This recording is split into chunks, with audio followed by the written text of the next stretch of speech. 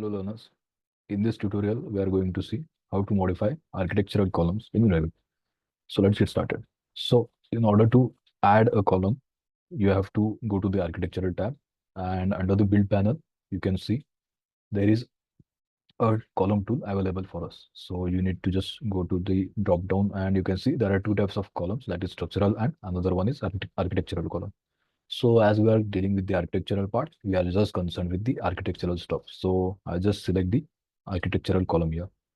And as you can see, we have the family here, that is column rectangular, and here are the types of the rectangular column that are available. And here we have few constraints that we can check as we begin modeling a column. Okay, so here, like we have rotate after placement.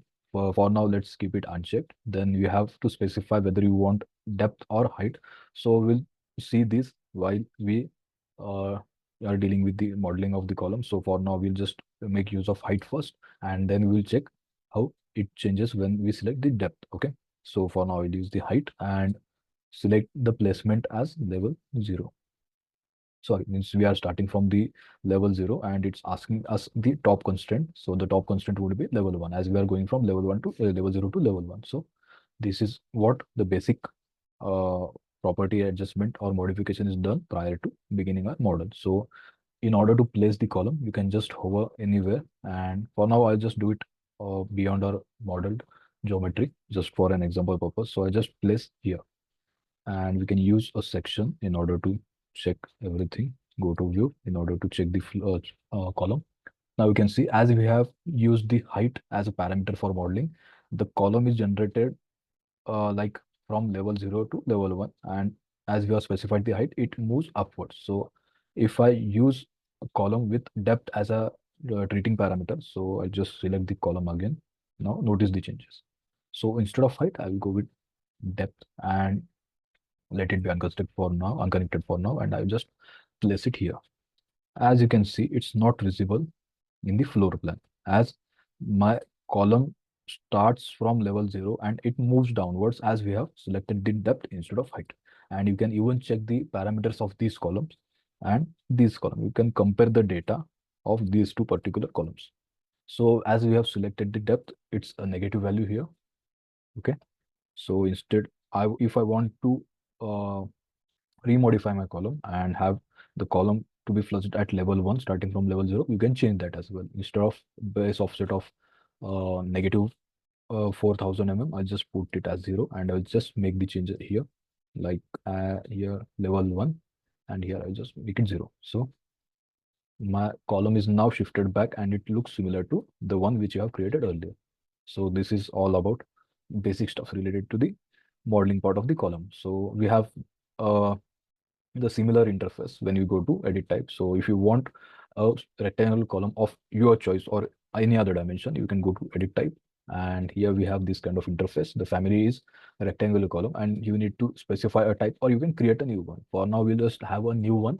I want a rectangular column of 900 by 900 mm size, so which is not available here. Then I'll just hit duplicate here.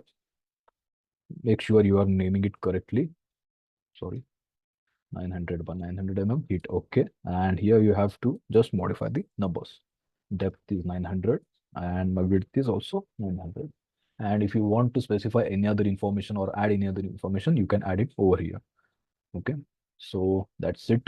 Now, as we have set, and here if you want to assign any material, you can even assign it. Just hit these dots here and you can assign concrete and hit OK. As you can see, the material of concrete is now assigned and finish. As you can see in 3D, my 900 by 900 column is available. Okay, in this way, you can have your columns created in your Revit model. So another stuff which you can see is that you can use array for elements, for multiple elements. So in order to use the array command, you need to select that element, and under the modify tab, you can see you have an array command. So use this array tool. For now, we will just focus on the linear part. As we proceed ahead, we can have an example of the radial arraying as well. So with the linear array on, we can have it used in two ways, that is move to second and move to last. So how it works, let's check using an example. So for now, I just keep it as move to second, and I will just add the number as 5. And you need to select and specify a start point and specify a end point, that is around 1400. Okay, now we can see the 5 entities are created, and in this way you can create an array. And another thing, like I'll just make it uh, and another example just to showcase what the difference is between those two options.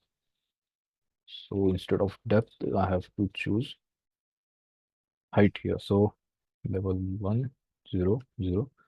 So we have another column here. I go to array again, and instead of move to second, this time I will use select as last. So I just repeat the same, select the start point and select the end point. Now I have used the array tool using two different methods. So first one is move to second, and the last second one is move to last. So what's the basic difference here? If I change the number here, for example, if I make it 5, you can see the columns are added or the number is increased with respect to the first and last column only, and there are no elements that are exceeding beyond this last one. Okay, so even if I make this as 7, there won't be any element that is being created means extending to this column, that is the last column.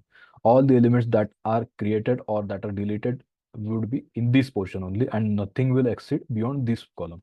But in this method, when you use move to second, here if I change the number of array and the elements required will be 7, so you can see the elements are added beyond this second element.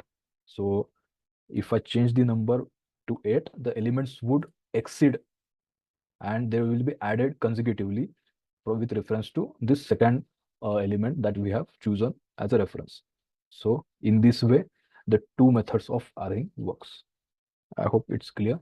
So let's move ahead. So for now, I have to add a column at my geometry model. So in my geometry model, so I just flip this section here and go to view to check it, how it looks. Okay, it looks fine. Now what I will do, I just add a column at the corner. So in order to add the column, like I'm going to add a column at this corner on the first floor. So I'll go to level 1 floor plan and I want a column here. So I'll just add a column here, and it is 900 by 900. For now, I'll just place it randomly.